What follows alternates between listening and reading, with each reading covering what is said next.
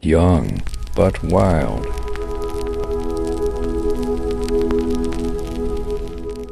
Tawag ng laman. First time kong maputukan sa bibig, medyo manamis-namis at para kang kumain ng okra sa lapot, ganun pala lasa nun. Ayon sa aking mga kaibigan na madalas nang ginagawa yon ay dapat daw ay painumin ko ng pineapple juice yung partner ko bago kami mag-plop-plop. Sinabayan ko ng inom ng soft drinks para nang sa ganun ay malunok ko siya. May nakapagsabi din sa akin na mainam daw sa katawan yon at may health benefits. Nakakatuwa lang at hindi na ko ignorante sa lasa ng katas ng lalaki. Minsan ay kailangan mo din talagang mag-explore para subukan ang mga bagay-bagay at tinitiyak ko na marami talaga tayong matututunan.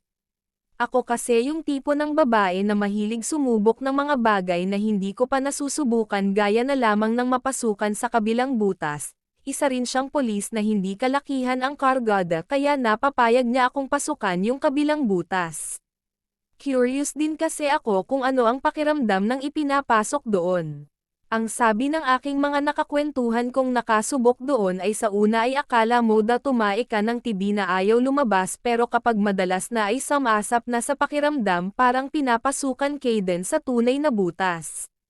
Nung unang try namin ay hirap na hirap kaming ipasok kaya nagpabili pa ako sa kanya ng liquid gel para mas mabilis ipasok ang kanyang talong.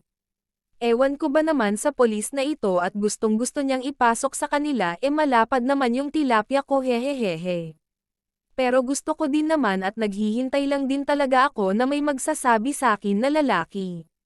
Napamura pa ako nung unang pasok at sobrang sakit talaga, akala mo binibiyak ang balat ko sa pagitan ng tilapia ko at ng puwet ko. Napapakapit na lang ako sa kama at sa una na pinagsubsuban ko, pero habang tumatagal ay napalitan din ng sarap na may konting hapdi ang nararamdaman ko.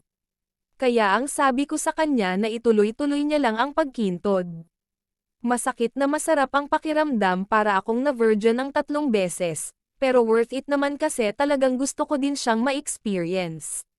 Buti nangga lang at hindi ganon kalaki ang batuta ng polis na yun, kung hindi ay baka higit pa doon ang hapdi at kirot na aking naramdaman. Medyo maliit din yung ulo ng kanyang alaga kaya hindi rin masyadong nahirapan sa pagpasok.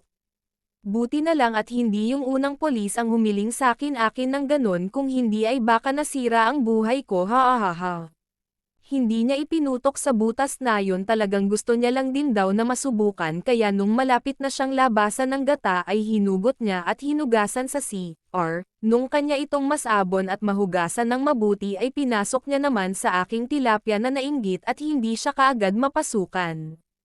Masarap din sa kama itong pulis na ito, na itago na lamang natin sa pangalang po 3 puwiten.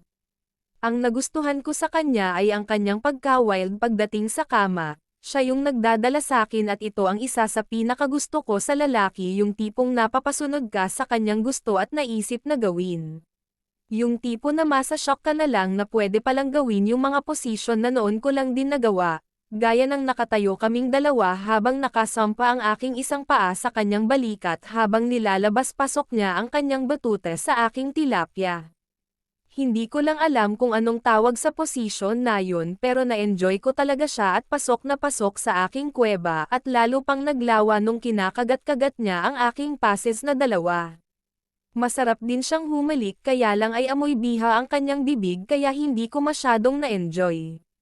Ayoko talaga yung amoy na ganun, buti na lang bumawi siya sa pagkain. Ang galing niyang kumain, grabe, yung tipong titirik lahat ng titirik sa'yo, pati nga yung utong ko ay tumayo sa sobrang gigil. Isa pa sa nagustuhan ko sa kanya ay hindi ko namalayan yung oras at may sense of humor siya, kaya every time na magsalita siya ay talagang mapapatawa ka. Isa rin yun sa hinahanap naming mga babae, yung may sense kausap, hindi ka may boring kausap. Kaya payo ko sa inyong mga kalalakihan, magbaon kayo ng mga bala nyo kung paano nyo mapapatawa ang inyong mga nililigawan or mga girlfriend. Hanggang ngayon ay ginagamit ko pa din yung dating apps na ito at masaya ako, at marami talaga akong nakilala dito na iba't ibang lalaki na may kanya-kanyang haba ng mga alaga.